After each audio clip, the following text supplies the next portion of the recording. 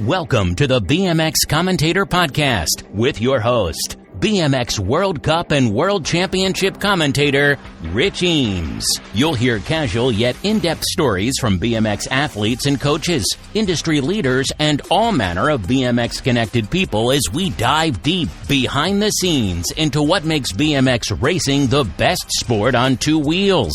Grab a spicy snack and your favorite beverage and get ready to listen in as the gate drops on yet another killer BMX conversation.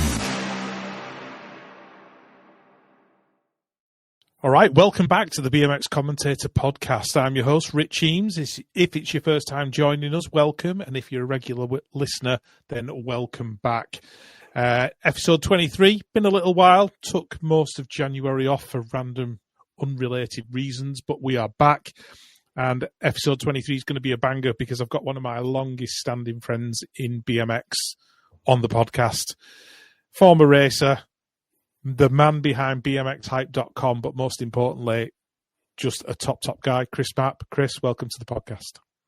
Thanks, Rich. It's been in the making for a little while now, so it's good to finally jump on and have a catch up. And it also feels a little bit strange because obviously for many years I was the man behind the mic with you, right? So obviously with the way my business has grown and BMX Hype and stuff, I'm now happen to be on the other side, which is it takes a little bit of getting used to. Yeah, we've had some fun and games on the microphones over the years. I'm sure we can get into that a little bit later on. But I'm kind of going to go back a little bit, probably further than I actually initially anticipated I was going to go back, because I was doing a bit of research and I went on Google and I put Chris Mapp into Google, and then the sixth result that comes up is Chris Mapp BMX. And the first thing I found was a result from the EBA British Champs at American Adventure. I think it was 92 or 93, and you were racing 5 and under, and you came third. Really? Yeah. I didn't even know that. That's what I found on Google. I was like, oh my wow. God, I'm gonna have to ask Chris this. Does he remember it? It must have been back to back at American Adventure, because I remember the first year. I think that was my first year of BMX. And I was actually, I don't know why I'm admitting this to the world, but I was too scared to go down the start hill. So I didn't actually race. I watched my brother. And I think my brother got first or second. And then, I remember I pushed Anthony Revell's bike up to the gate, because back then it was when they got the 6 and under class finalists to push, or the 6 and unders to push the bikes up to the gate. So, yeah, I do remember it. I think I was more hyped and excited to go to the adventure playground as opposed to race the BMX track. But wow, yeah, that brings back some memories. Yeah. I never actually got the opportunity to go to one of those EBA Brits. It was kind of like I was riding at that time, but I wasn't racing. So I kind of only came into it really properly on the racing side of it, like 95, I think it was. But I've been riding since I was like 11 years old. So I missed all that, which is a bit of a shame, because I remember always seeing it in the magazines and it always looked really good. Yeah, I mean, they were super events. I remember you brought back some memories now. So I remember there was like the Titan team back in the day. Yeah, I remember that. And I think my brother or my dad at that point, they were running. Do you remember the egg chain rings? Yes, I do remember the egg chain rings. Yeah. So you really took me back there. But yeah, that was I guess the beginning of the BMX adventure as such. I think, my brother and myself, my mum basically got fed up of us tearing around the back garden on our BMX bikes. And she found, I don't know, I think she read it in a magazine or something, because obviously Google and the internet wasn't about back then. And we ended up going to a Tuesday night practice over at Royston Rockets. And the first person we spoke to was Phil and Rich Townsend. And that was when it was run by Phil and Maureen, his wife, who sadly is no longer with us. And it was Richard and his brother David. And from the first time we met them, they spotted that my brother Lawrence had a real talent on the bike. And I think they said, it was like 2 weeks later, there was a regional. They said, oh, why don't you come along and do the regional? So, we went along, and I think Lawrence won his first ever race at a regional. And they were like, oh, there's a national in 2 weeks. Why don't you come and do a national? And I think he won the national 2 weeks later. And then I think 3 or 4 months later, we went to the World Championships I think it was in Schindel in 1993 in Holland, when it absolutely hammered it down with rain the whole weekend. And Lawrence got third in the world. So, yeah, literally Wow. 6 months after starting the sport. My career, if you want to call it that, didn't take off so quickly. I remember in my first moto at the Welds, I stopped on the first jump because I had mud in my eye. And my dad was like, "What are you doing, mate?" And I was like, "I couldn't see, so I had to stop." And I think I was literally out by the second motor. I think I was already out. So, but yeah, no. So yeah, God, you've rolled back some memories and some years then. And then kind of 1993. That was. So I think we might have been the end of '92 season when we started doing a regional. Then we maybe done the first national, and then went on to the world. So yeah, that was where it all began. Yeah. So I think you were kind of in the same boat that I was at, in that you had almost the perfect storm, in that you had a really good track and a really good scene close to where you lived, but then you also had the automatic kind of motivation of having an older brother to push you on. So it's almost like perfect conditions for a kid to get started in BMX. Yeah, 100%. I think Lawrence was definitely someone that I looked up to growing up. I mean, I always used to be a little bit jealous because he used to get results from, as soon as he started racing, he always got good results. But I think also that's kind of ingrained from your parents as well. And obviously my dad was a very good footballer growing up. He was very well known in the town and around kind of, our county and stuff with his football. He played at a really good level. And he was always, pushing us into sport. So although, predominantly in our youth, BMX was the number one kind of sport, we also, Lawrence played rugby for the county. I played rugby, played a good level of football. I even done trampolining, kind of, you name it, kind of sports wise, we done it. I remember, weekends were a bit crazy. If it was a regional weekend, on a Saturday morning, we'd play rugby. Saturday afternoon, we'd play football. And then on a Sunday, we'd drive to Ipswich for a regional. So yeah, we was definitely, from kind of sport was ingrained to us from a young age. But yeah, the BMX, kind of took the primary focus, I think, from an early age. Yeah. So when did you kind of become, quote unquote, a serious BMXer then? What was that first season where you went, yeah, this is the sport for us. We're going to absolutely give it everything that we've got? Well, I think from my dad's point of view and my brother's, it was probably from the offset because, like I said, Lawrence got some results from kind of day one and really pushed on. I think, 93 got World 3, then 94 we went to America and he got World 4. 95 was in Colombia, we didn't go. 96 was in Brighton, and Lawrence made 7 world finals in a row, from the offset. And, I was nowhere near as talented in terms of like on a bike and stuff like that. I was more kind of the little toe rag that was always into mischief, running around the campsite and being cheeky and, yeah, I guess just kind of expressing myself in a different way, but still enjoying riding my bike. And I wouldn't say I really kind of started to show any true potential till I got to like 11 or 12. I mean, I made national finals and I made Brits finals, but I wasn't kind of, consistently podiuming or, I wasn't on the podium or I was making the finals, but I was, 5th, 6th, 8th. And there would be times that I'd be in the B finals and sometimes, I wouldn't even make it that far. So I wouldn't say, so I'd say probably 11 or 12 was probably when it started to get a bit more serious. So yeah, around that age. Okay, so with Lawrence being kind of like the shining light, so to speak, and dragging you along with him, how long was it before you got picked up by a team? Well, Lawrence got picked up when he was like 7 or 8 by Malcolm Webb, MH it was. Oh yeah, I remember that team. So, yeah, Malcolm Webb ran it, and Nikki Webb was his daughter, and they had like Scott Burston. I'm trying to think some of the other people. It was like a purple and aqua bluey green kind of MH. So he was on MH for a while. And then my first sponsor actually come from Rich Townsend. So before Rich Townsend ran Pure and owned Pure, he used to work at Custom Riders in Hitchin, which was a local bike shop. I think they're still going, but not in BMX racing. And he ran a kind of shop team out of there, Poor Boy.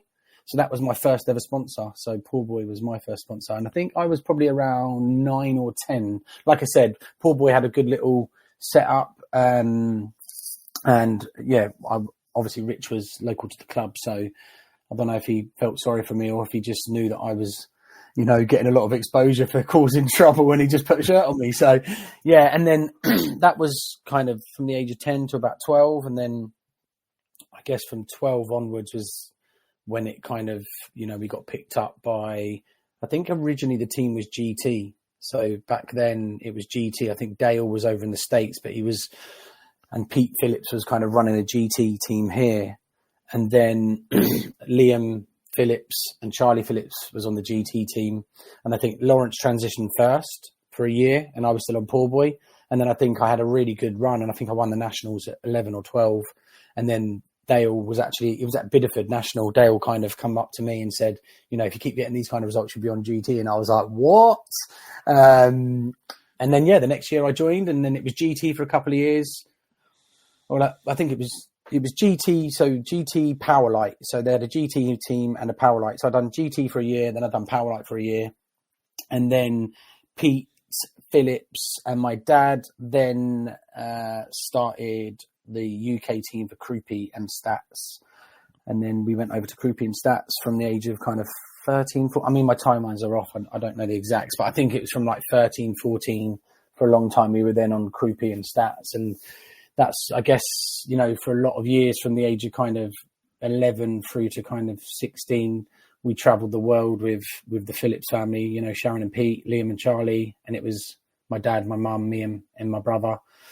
And many trips, many road trips to Europe. It was kind of the days when the Euro rounds, they were still as competitive, but nowhere near as many Brits used to go. I would say, you'd have, I know that like the likes of like Kelvin and Marcus would go and do the junior men and I think they were like first or second year juniors. So they were doing the round trip. So, we were one of the first people kind of in the younger ages to do that at that time.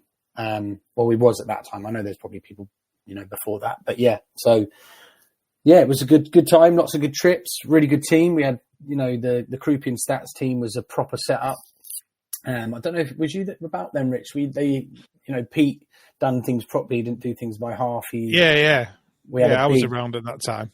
Yeah, used to have our team tent area was like a proper American style team area. It had the big lorry that, opened up. We had bean bags, gaming machines, and it was well ahead of its time. And yeah, we had a really good team. It was Liam, Charlie, myself, Lawrence, Curtis Maniton, Marcus Bloomfield, Tom Palmer. We had a real strong team, and the banter and the atmosphere within the area was great. So yeah, some good memories. Yeah, because I was going to ask about like the influence of having Liam and Marcus Bloomfield on your team. What did you get from them in terms of like education on racing? How did they help you to progress? Well, it's a strange one, really, because obviously Liam's gone on to do incredible things with his career, as a racer, but then also as a coach. But Liam was like 4 years younger than me. So if anything, I was probably trying to drag him in to cause trouble with me. And, he was, but Liam was quite quiet, when he was younger. He was quite quiet, quite shy, but, obviously very talented on the bike. And, whereas Bloomy was older. So, I think Bloomy was probably 4 or 5 years older than me. So when I was started to get half decent, he was kind of early years, junior men and stuff.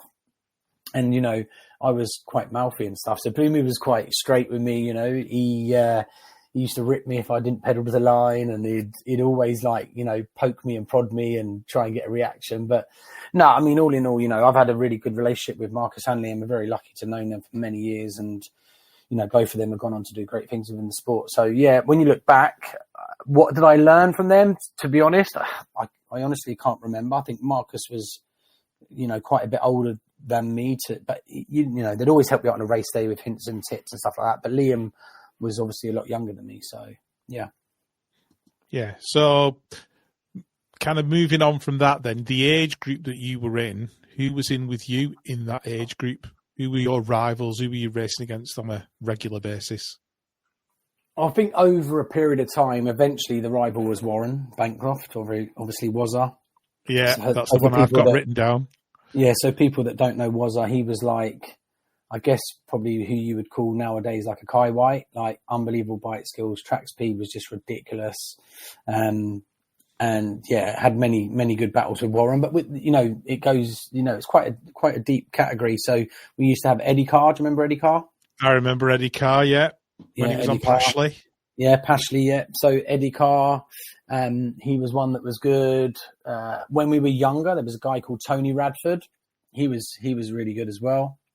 So yeah, we had some really good category and many battles, but I think the main one I'd say is Warren. But it was a weird one because Warren was like my best friend, and also like my partner in crime as such, because I guess, back then every national you had a campsite and you camped.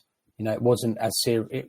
Obviously it was serious on race day and stuff, but it was a lot more relaxed in the sense of, everyone would be playing football, everyone would be having barbecues, everyone would be having a drink. It was much more of like a festival vibe as opposed to, since 2008 when the Olympics got introduced, obviously it got streamlined and become a lot more professional. But yeah, so Warren was my biggest rival on the track, but best mate off.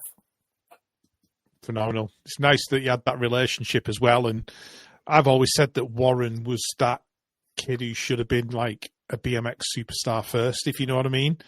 I almost feel like he never really got what he deserved, but I think his life just went in a slightly different direction. I think he was more into his football, if I remember correctly.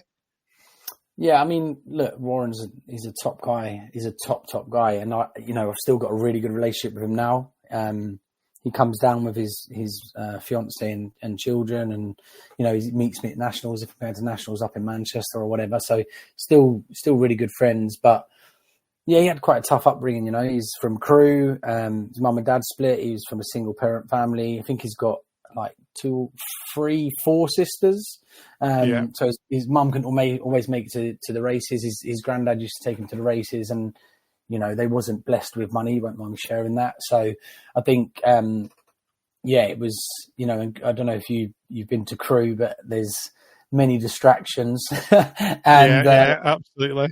I think if Warren was born 5 years later when Sinead was really on it, I think it could have been a really different story, because obviously Sinead was from Crewe, and they, I think Warren was already kind of drifting off by that point. So if he'd been born a little bit later, I think in his prime he probably would have buddied up with Sinead, and they probably would have really trained together, and it might have been a different. Yeah, but it's all with buts and maybes, right? Absolutely, but he was always a pleasure to watch, Warren. Always. Yeah. Unless you're in front of him going round the last corner, then you're waiting for him to come past you. Yeah.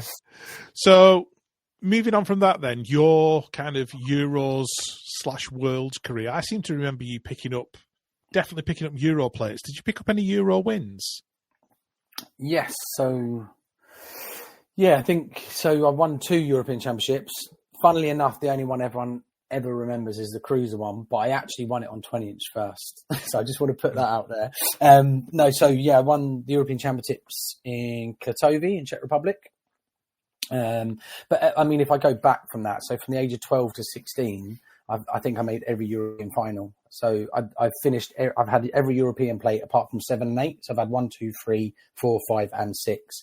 But back then it was a little bit different, Rich, because obviously cruiser was I used to race cruiser and 20-inch, because one thing my dad always instilled in us was it wasn't like now where you could go to the track 6 weeks in advance and practice on the track. It was turn up, you do 4 laps, and then you go straight into a race. So it was always like, right, we're going to race cruiser because you'll get 4 or 5 more laps, or if you go later in the competition, it'll be 7 or 8 if you get to the final.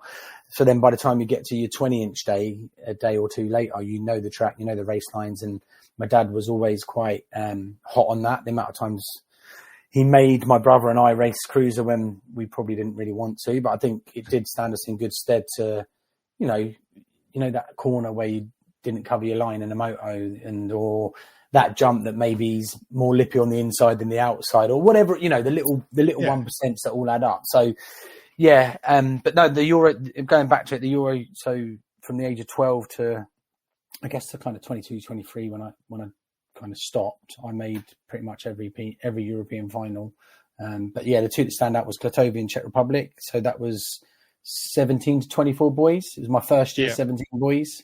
I won't go into the story too much, but if you ask Marco Della Sola and Andy Shaw, after I won the final, I come back to my room and there was a note on my room that said, "You got in at 5 a.m. How the hell have you managed to do that?"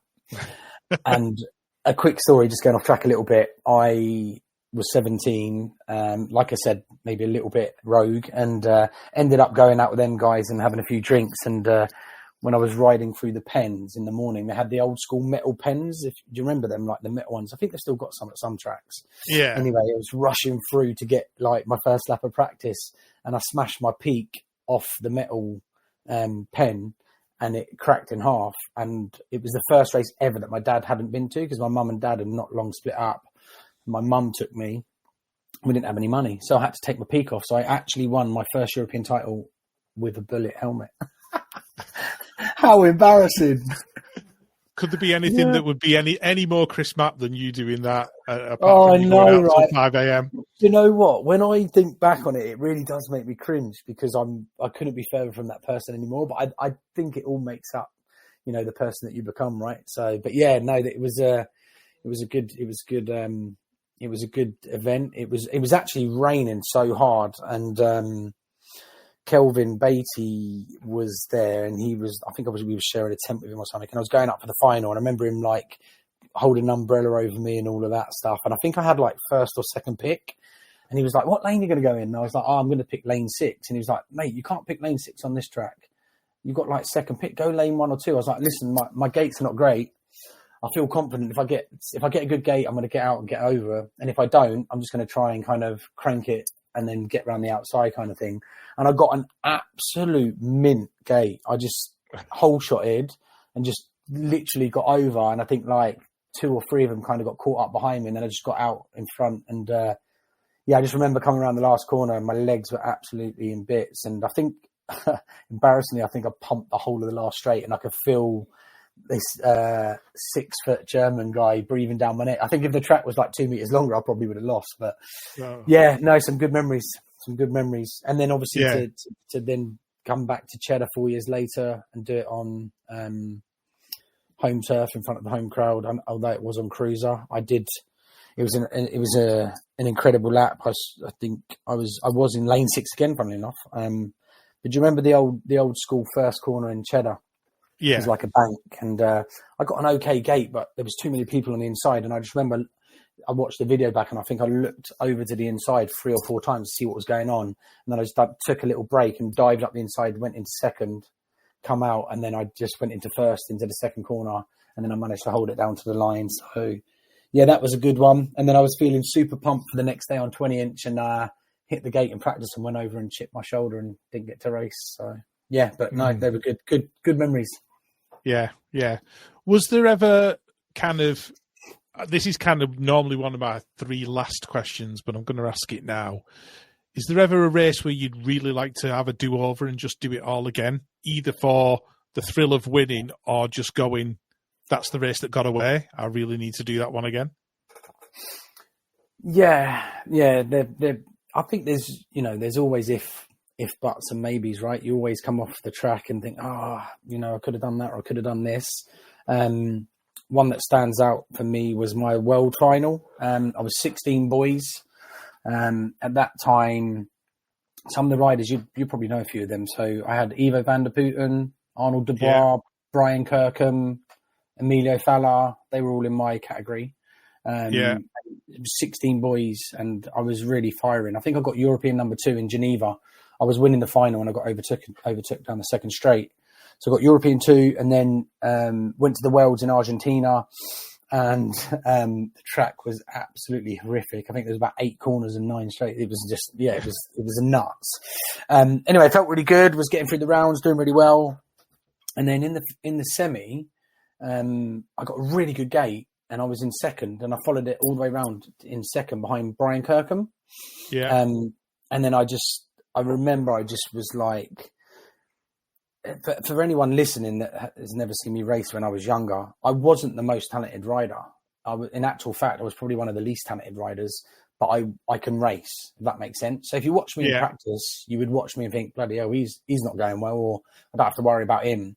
But then if you lock me on the gate with 7 other blokes, I think, my mental game and the mental side of it, I was really strong in it. And was never trained in it. I was never, never had any, outside help with that kind of thing. But I think I was just, like you said, I think it might have been like having an older brother that was always really good and wanting to kind of prove myself and stuff. Yeah. So, if I think about Warren that we were talking about earlier, like I said, I don't think he made any European finals or world finals, which is insane.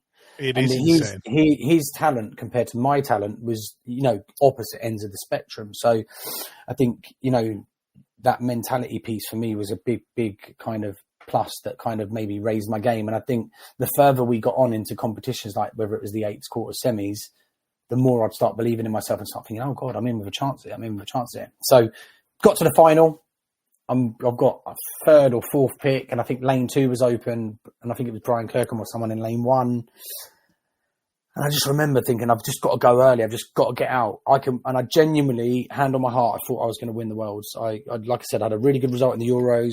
Everything was going well that season, and I thought I was going to be world champion. And I went too early, and I hit the gate and went over the gate. Yeah. Oh, so if there was one race that I could rerun, it would probably be that one. It was the year when Mario Soto won Elite. Obviously, God bless him, he's no longer with us. Yeah, he's no longer with us either.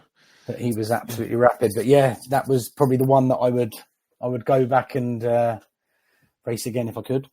Okay. So that kind of brings me on to that.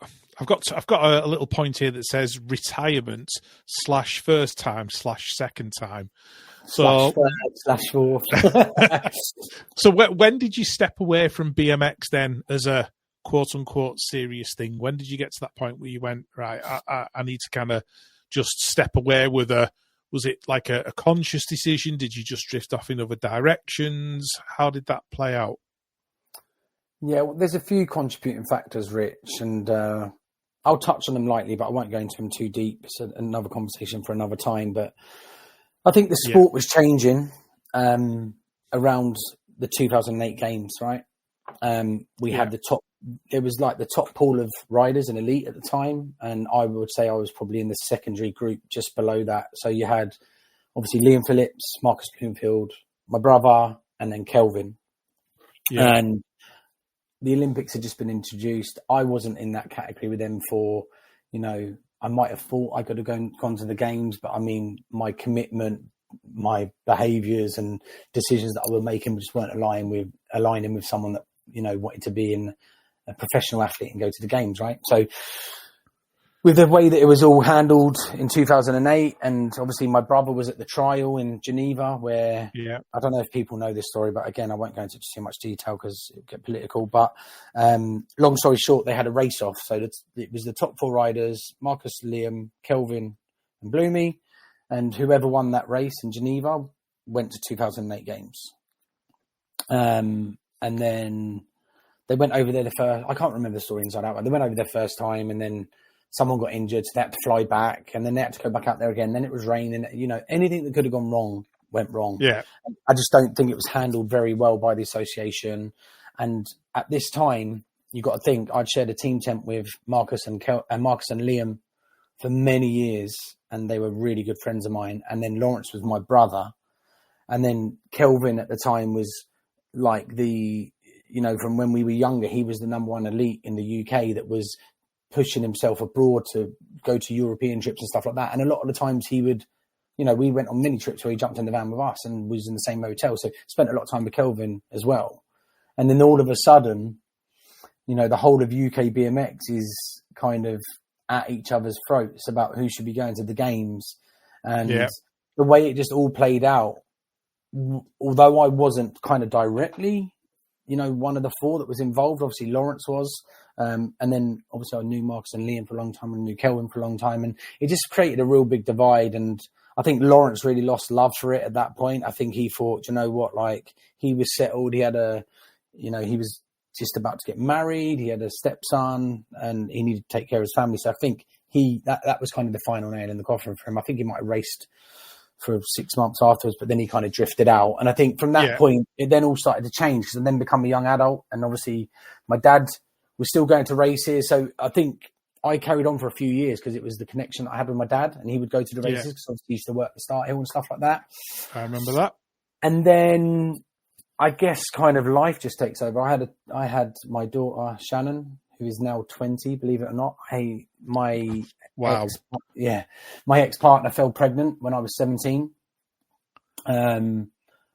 And I guess I always had, because I started commentating at 15, 16 as well. Do you remember? I had an injury. Yeah. I had a broken wrist, and we went to a national, and I think the commentator couldn't make it, or something happened.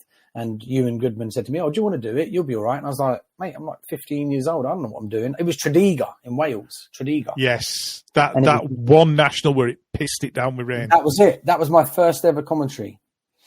So I started doing remember that day.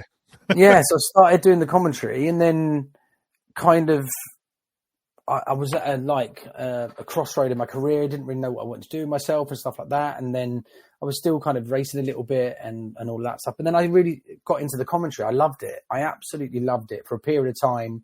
You know, for a young lad that, you know, didn't have a job at the time because I was about to start college and stuff like that, it really helped financially for me, and also like having a little child on the way. So to combine the two things you love, obviously I know that you can relate to this, but to combine the two things you love and get paid for it, it was like win-win for me. So obviously then I went down the commentary route for, well, I mean, how long did I commentate for? I can't remember. Was it like 7-8 years? Remember. Something like that. Yeah. I know we did Supercrosses together at Manchester, didn't we? Yeah, I know. So yeah, done the Supercross at Manchester.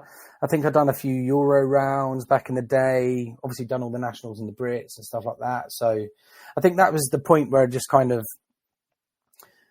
I guess the natural talent that I had and that kind of mentality that we spoke about wasn't backed up with the graft and the hard work. And, you know, I was started to get beat by people that maybe I thought I shouldn't have been getting beat by. And the ego kind of took over a little bit. And I thought, you know what, I just kind of stopped racing and kind of focused on the commentary. So, yeah. I can't remember the exact age. No, I can't. But I know it was always good fun. The next thing I've got written down is Birmingham Worlds 2012. There's a story there for sure. Yeah. Which version do you want? Oh, dear. I just remember you going down that third straight, going over the bars, and just thinking, "Oh my God, Chris, please get up." That was one of the worst crashes I think I've ever seen. Yeah. So that was one of the races where going out the night before didn't come off. Yeah. So I think rather than giving you the comical joke side of things, I'll give you the kind of more serious and takeaway from it. So at that point in my life, 2012, that was 12 years ago. So I was 26 years old. Yeah. And I'd been a floor layer for 5 years. So we had the contract with Travelodge Hotels. We'd do all of the refits, all of the new builds, all of that jazz. Was earning really good money. But obviously, being a floor layer, you know, it's quite hard graft, physical, you know, back, knees, all of that stuff. Yeah. And I always knew that I had more to give than that. You know, I wasn't really I enjoyed the money. I didn't enjoy the work. And I was away from home a lot as well, which you know, has its ups and downs when you got, you know, by this point I had Louis, my son as well, who's now 16. So he was 4 at the time then. And then basically when the Worlds got announced in Birmingham, my brother and I were both like, mate, we can't not do that. That's unreal. Like, let's do it. The last time the Worlds were in the UK was it 1996? It was, wasn't it? 96, yeah. So that's 16 years. And obviously that was our 4th World Championships in 96. And we were like, it's on our doorstep. Like, let's just get a bike. Let's get a kit. 6 months hard graft. Let's do it. We're on it. And we was in 25-29 category. So again, I done the old trick of, well, may as well double entry, 20-inch and cruiser. And I think there was quite a few people that come back. So it was myself, my brother, Warren Bancroft come back, Sean Fry come back. There was loads of people in that category that thought, they've obviously had that same idea as us. So, 20-inch didn't go so well. I done all right. Got some good results. I think I got 5th in the quarter and went out. But Lawrence done really well. I think he got 4th in the world, Lawrence got. So he done really well. And the next day we had cruiser, and then I went out the night before, got in late, got up early, went to race, and then I think it was the quarter final. I come out of the second corner and I had so much speed. I don't know where the speed come from. And I just remember it was like a rhythm section, wasn't it, Rich? Yeah, it was, yeah.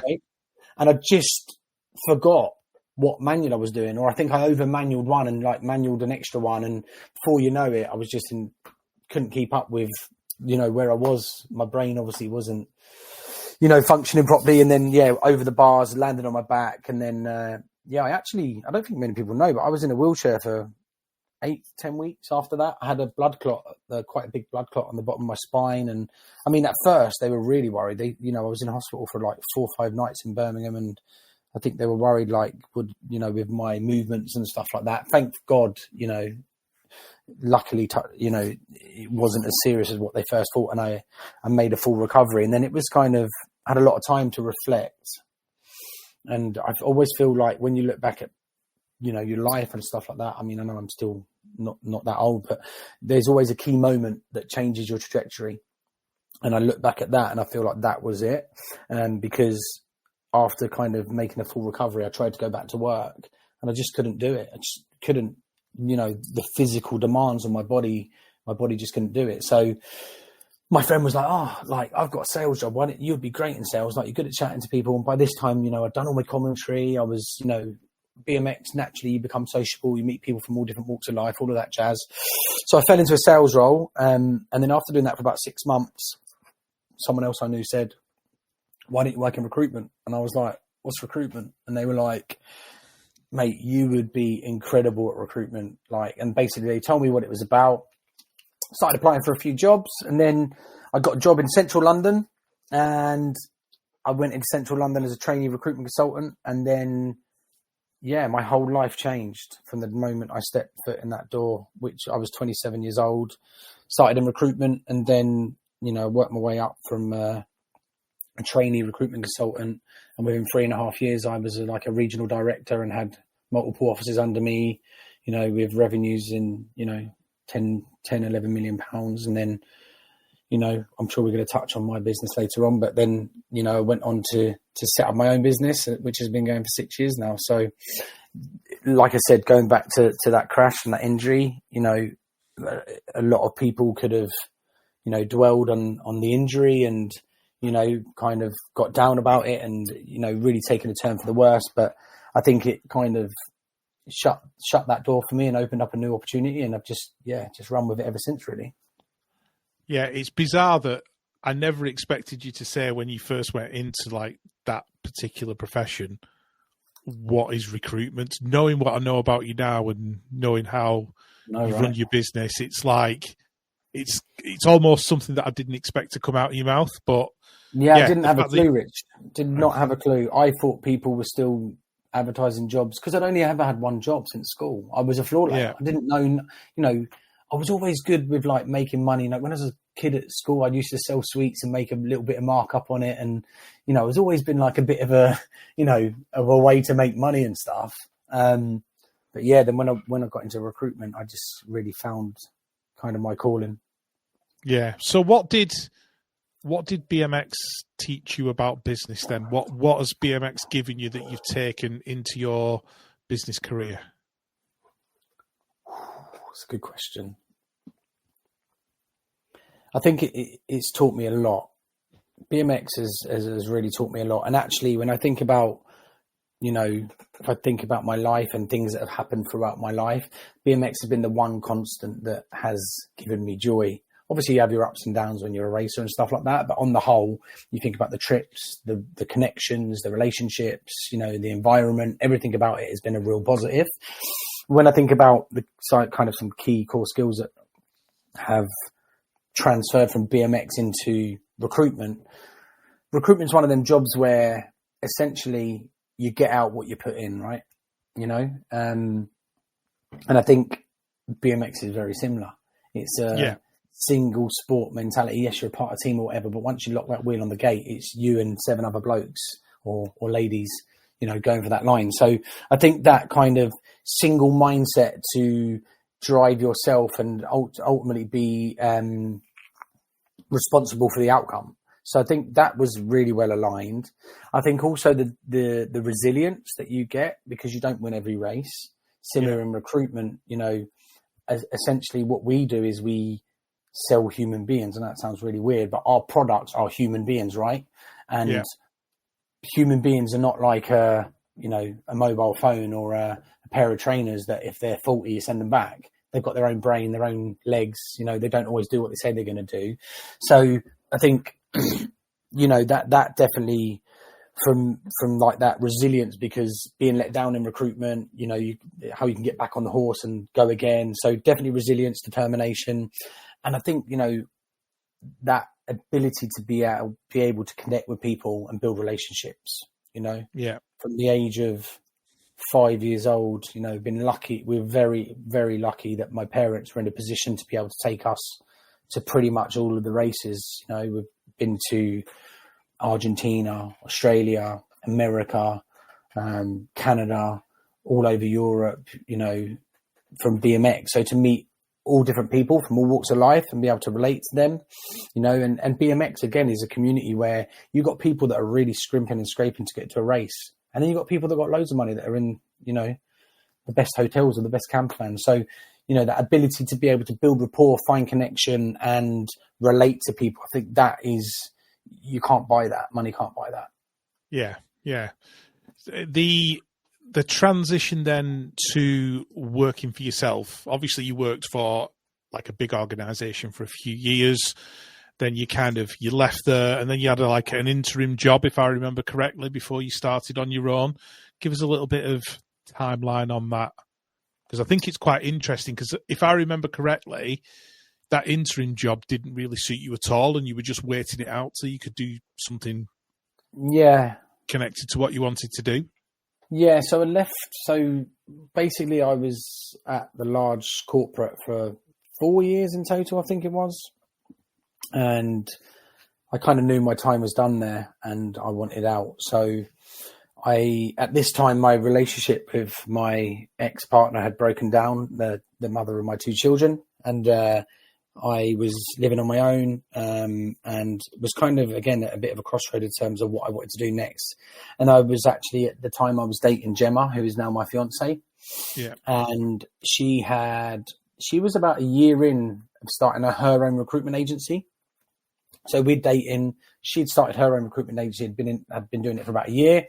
And then I just started a new job as a national sales director. And we were dating and stuff. And obviously we were talking about like the future and what that looks like. And I was like, I'm going to start my own business. I know I wanted to start my own business. Wasn't sure what to do. And I said to her, I know what I'm going to do property development. I'm going to buy a few homes. I'm going to, my mum's done that, HMOs and all that stuff. So I thought, right, I'm going to get into this line of work. And then Gemma was just like, Chris, like, you're one of the best recruiters I've ever worked with. Like, why are you going to go and do something that you have zero experience in when you've got all of that experience and kind of talent? Why would you not start your own recruitment agency? And it was like a light bulb. I was like, yeah, you got a point, actually. What am I thinking? So Gemma helped me start my own business. So I started my own business, and at the time, this was 6 years ago. It's more of a lifestyle business. Just myself making had some really loyal clients that were repeat customers. And then me and Gemma, obviously, our relationship grew over the next 2 years, and I kept on saying to her, why don't you come and join me? Why don't you come and join me? And then one day she was like, look, if you're serious about it, then let's talk about it. Otherwise, basically, shut up. And then we had a proper conversation, and it was over COVID in 2020, and she sold her shares in a business and had a really amicable split with her previous business partner, and then joined me in 2020, and then the rest is history. So the last 4 years have been an incredible journey, and got some really big plans for the future. Yeah. Does business give you the buzz that BMX used to? I don't think anything compares to the buzz of BMX. Anything. And I think one of the subjects, which is probably a separate podcast in itself, is the management of expectations for a young BMX racer and what the future looks like. And I think there's a real problem, not just in BMX, but especially in football with the academies, and when you don't make it, what happens next? Yeah, I agree. And again, that's a whole different topic that maybe we can talk about another day. But, I don't think anyone ever really prepared me for that. I thought I was going to be a professional BMX racer. I mean, the reality is, living in Cloud Cuckoo because, like I said, my behaviours and training didn't nowhere near reflect kind of that lifestyle. And then, you know, I did have, you know, some tough times, Rich, over the years. You probably saw me a few times when you probably thought, I hope he's all right. Yeah. I went through some real tough times with, you know, alcohol and substance abuse and stuff like that. And I think a lot of it was to do with my parents splitting up early, but also that BMX, that kind of buzz you get, even when you're not just winning, but even, you know, when you're training with your mates or you're making it through that semi-final and you've just gone from 5th to 4th in the last corner, you know, that buzz, you just can't compare to it. You really can't compare to it. So yeah. I would say, yes, you know, it's a different kind of buzz and adrenaline, but I wouldn't say it's the same as BMX. And actually kind of as you grow the business and you get more people and you have more overheads and you have more responsibility, you know, it's not just me anymore. I've got, you know, not me, but because Gemma is 50% shareholder. So Gemma and I are private owners, but you have more responsibility. You're responsible for other people's livelihoods. And, you know, a lot of our team have got 2-3 children and husbands and mortgages and holidays and, you know, their own responsibilities. So it's a different kind of buzz. So, but yeah, I mean, I still really enjoy my job. It's very different to when I first started, but also, you know, going to meet a new client or, you know, we spoke before I got on air about my day to day, and we've had three clients that have come back to us today with multiple roles, which is a financial value to the business. I'm buzzing. But also on the flip side of that, the reality is, Rich, it was 7:00 and we were due on here at 8. And I was like, shit, I need to leave the office because it's 7:00. I've got a podcast at 8 with Rich. I haven't had dinner. I'm not seeing Gemma, my fiance. Like, it's the reality, right? So yeah, it's difficult. I feel like in the world we live in today, everyone gets to see the kind of social reel of the top of the mountain, but a lot of people don't see the reality of the day to day of what goes behind the scenes, whether that's in business, whether that's in BMX, whether that's football, whatever sport or whatever kind of area of professionalism people are in. You only get to see the top of the mountain. You don't ever see, you know, the time a customer doesn't pay, or the time you try to do that squat and you're 50 kg off a personal best and you can't do it, or, you know, the injuries people go through, or having to lay someone off because they're not quite hitting their performance targets, or whatever it might be. You don't ever get to see that side of it. You only get to see like that top of the mountain. So definitely kind of transferable buzzes, but I wouldn't say any of them are the same as that kind of adrenaline kick you get when you're on the bike. Okay. And then just before we go to like the kind of wrap up questions, I do want to touch on bmxhype.com and your team ownership. How's that been for you? Yeah, it's been a journey for sure. So I think we're in our 12th season now. Really? That long? Yeah. It started just as an idea with Sean and I. I remember we wasn't sure what to call it. We was going to call it Lane 8. And then we decided with BMX Hype. So, I'm glad you didn't call it Lane 8. I know, can you imagine? Yeah, that's shocking. Well, we could have signed Neek because obviously, you know, he's the Lane 8 king. But... well. No, so yeah, BMX Hype. Yeah, just started with an idea. And then at the time we had some really good sponsors like Carol Gosling supported us, Edwards Bike Shop supported us quite heavily in the early years. And also my dad, his business supported us, and lots of other sponsors along the way. But we had a really good team. We had, obviously we've had the likes of Tian Isidore, Ryan and Alex Brooks were obviously on our team before they started their own lab racing. Got a really good relationship with Ian and them guys. They're obviously doing their own thing and doing it really well at the moment. Alessi Ty, my brother, me, Sean, you know, and then obviously more Reese. So then obviously I stepped away, Sean took it over, and he had the likes of Will Goo, Josh Sparsby and some other guys, you know, and kept it going. And then Harry Donald obviously was a hung cut rider and joined Sean at BMX Hype. And then Sean obviously had his last race at the Brits in Leicester. Well, it was meant to be his last race. He's obviously back now. And then my children just started getting into it, obviously a little bit later than normal. And Sean was kind of looking to step back. And I just said, look, it'd be such a shame to to kind of let it go and just kind of seamlessly transitioned back to me. And then we kind of quite like Will Good, Josh Barsby and Josh Abbott, they were like getting a bit older, so they were kind of moving out of the sport again. So it was quite a good time for me to step back in and refresh and re-energize it and go again.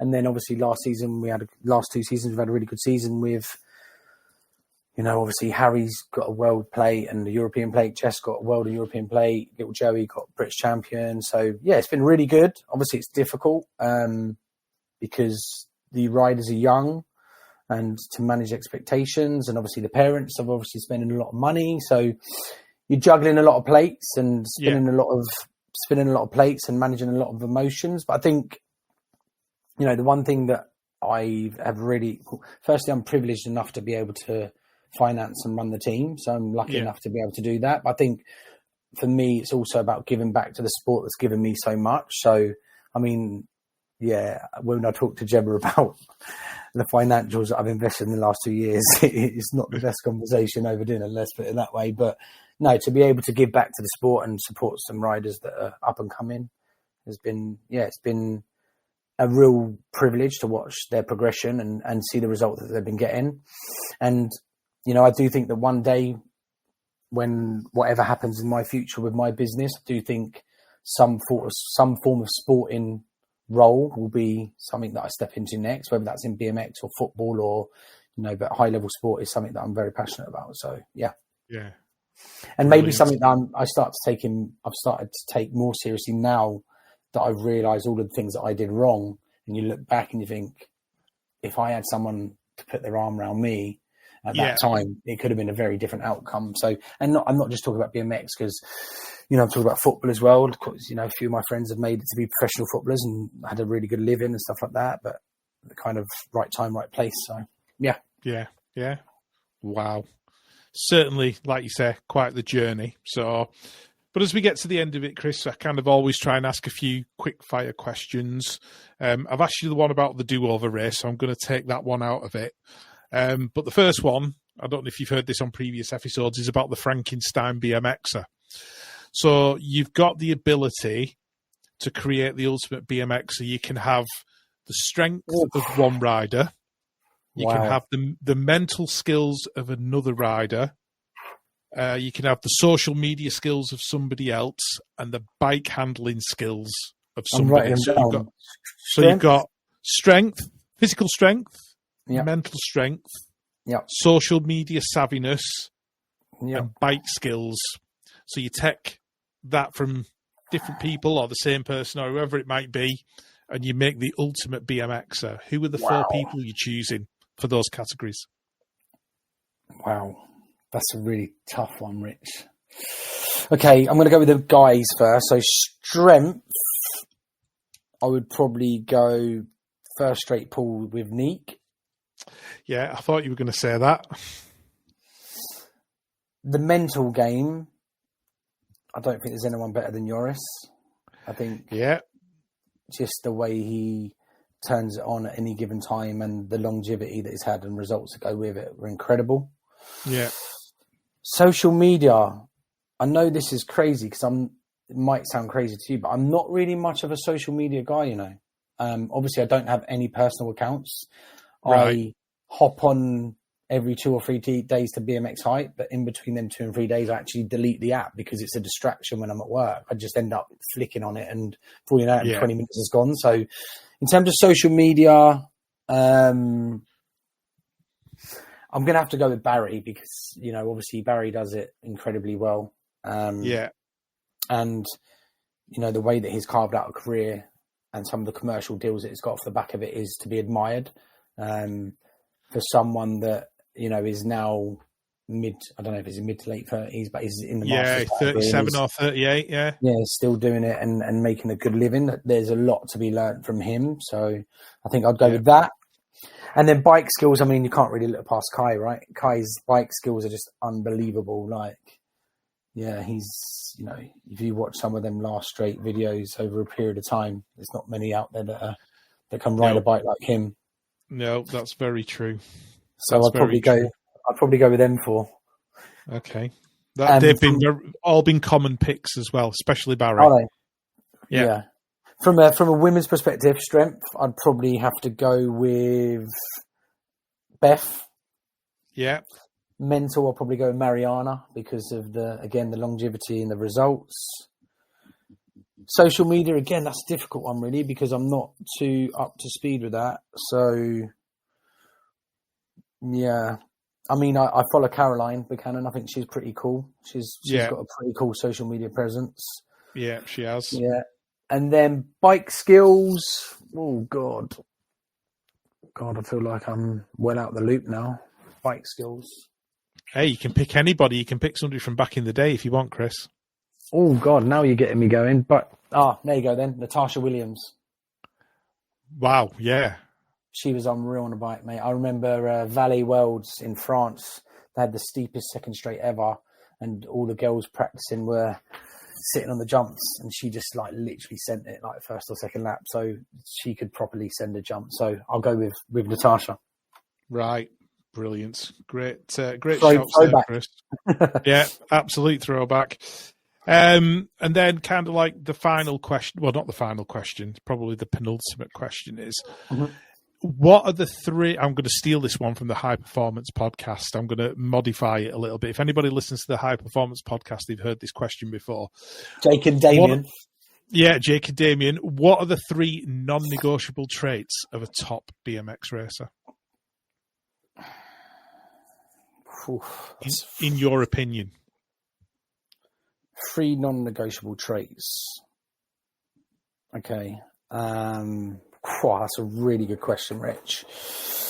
So, obviously, I have not been what you would call a high-performance BMX racer for a long time. So I'm probably going to relate them more to business, but I think they're transferable across both. Yeah. I think the first thing is around punctuality and doing what you say you're going to do. I think that's an absolutely non-negotiable, whether it's BMX, whether it's business, or whether it's just life in general. Is about management of expectations and just doing what you say you're going to do.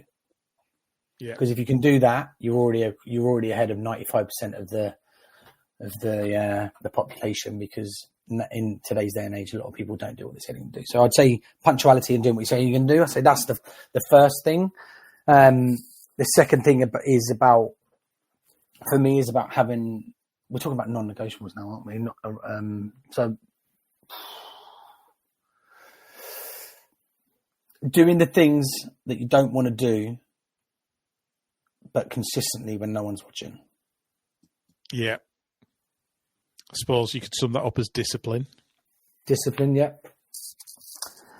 And then the third one is, to be a top level BMXer right now, is the reality of it is very few people make a hell of a lot of money out of this. Yeah. So if you don't live, sleep, breathe, eat it 101%, you can guarantee there'll be another 50 to 100 people that will be. And you will get left behind over a period of time because every single little decision you make will add up and be a trajectory to success or not getting the results you want. So if you're in the game for money, get out of it. And you have to really, really, really, truly love it. I would say that's the reality, really. Brilliant. Do you know what, Chris? That is actually a really good place to leave it, I think. I think that's the perfect question to end it on. So yeah, I know it's taken us a while to get this done, but it's been so worth it. It's been so absolutely worth it. I think we could probably get another 2 or 3 podcasts out of some of the stuff that we've discussed already. 100%.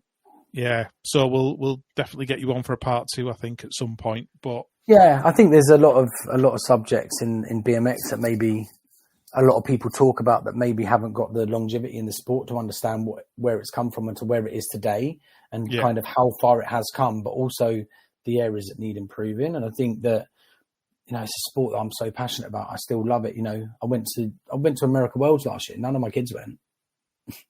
Yeah. I love it that much, and I am really passionate about it. And I just think that they're,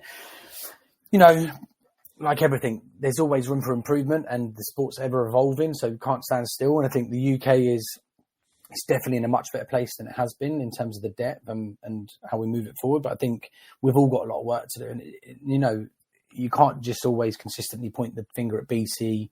And, you know, you look at the infrastructures that are in place now to take people from a young age to that elite level. You know, we've got to look at from the guys at the top all the way to the people at the bottom that are, you know, running these club races, that are running these regional races, national races and Europeans and so on and so forth. It's such a big project to keep progressing the sport within the UK. And, you know, I think that, like I said, we've come so far, but I still think that we've got a lot to do. And I feel like BMX is a sport where, because you've got access to it so easily, it's at the end of your fingertips. You can get to a regional, national, British champs. You can meet Beth Shrever, the gold medalist, or Kai, the silver medalist, or Ross on the GB team at any given race. You know, you can't just start playing football tomorrow and meet Ronaldo. It's just a completely different kettle of fish. So I think because you get that exposure to the sport so quickly and instantly, everyone starts forming opinions so quick. And I think that actually, you know, the sport's moving in the right direction. If everyone could just kind of see other people's opinions and move it to a better place, I think everyone would benefit from it. Yeah, definitely. Could not agree more. So yeah, it's been great, Chris. I've really, really enjoyed this conversation. Like I say, let's get you back on for part 2 at some point. So Chris Mapp, BMXer, businessman, but most importantly, all around good bloke. Thank you very much. Thank you for being a part of the BMX Commentator podcast. Thanks, Rich. Appreciate it. Okay. Cheers, mate. Thank you. Take care. Thanks for listening to the BMX Commentator Podcast, the raddest thing to come out of Wigan since Pools Pies and the A49. Don't forget to hit the follow button wherever you get your podcasts, and be sure to share this episode on your social media channels. To get in touch with the show, drop an Instagram DM to @BMX Commentator. Now, get your ass out to the BMX track and get racing. We'll see you for another show very soon.